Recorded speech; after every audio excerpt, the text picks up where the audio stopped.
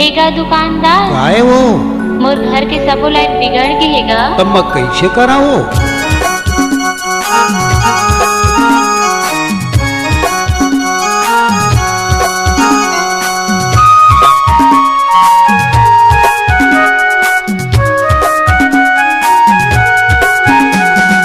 दे दे मोला बत्ती, दे देना मोमबत्ती। अच्छा दे दे मोला बत्ती, दे देना मोमबत्ती। घर में लाइट नहीं हेगा,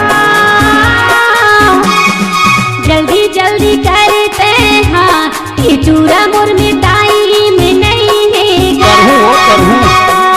जल्दी जल्दी करते हाँ, ये चूड़ा मोर में टाइम नहीं हेगा। अरे देहूं तोला पत्ती दे देहूं मोमबत्ती, देहूं तोला पत्ती दे देहूं मोमबत्ती। छोड़कर रुकेला पड़ी वो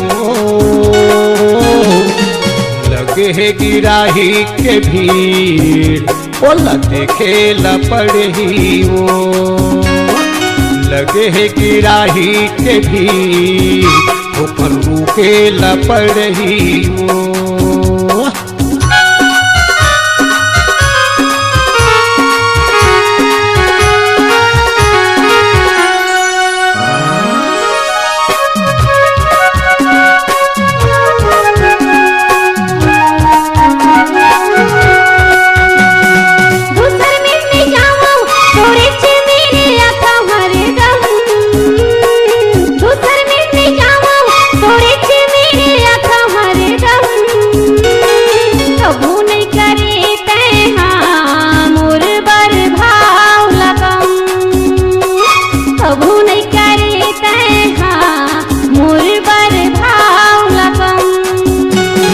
देहूं तोला पत्ती दे देहूं मोमबत्ती। छोड़कर रुकेला पड़ी लगे है गिराही के भीड़, बोला देखेला पड़ी वो लगे है गिराही के भीड़, ऊपर रुकेला पड़ी वो।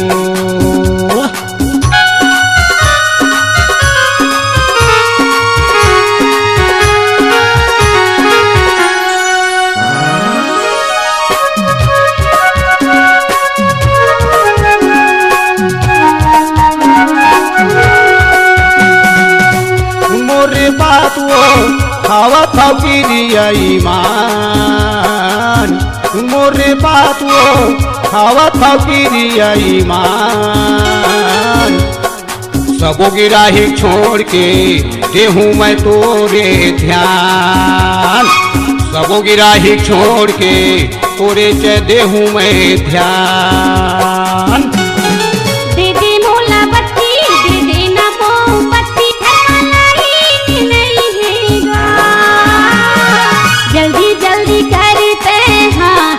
चूड़ा मोर में टाइम नहीं हेगा, जल्दी जल्दी करते हाँ, ये चूड़ा मोर में टाइम नहीं हेगा। अरे देहूं तोला पत्ती दे देहूं मोमबत्ती, देहूं तोला पत्ती दे देहूं मोमबत्ती। छोड़कर रुकेला पड़ी वो लगे गिराही के भीड़, बोला देखेला पड़ी वो नहीं हेगा, छोड़ के रुकेला पड़ी वो।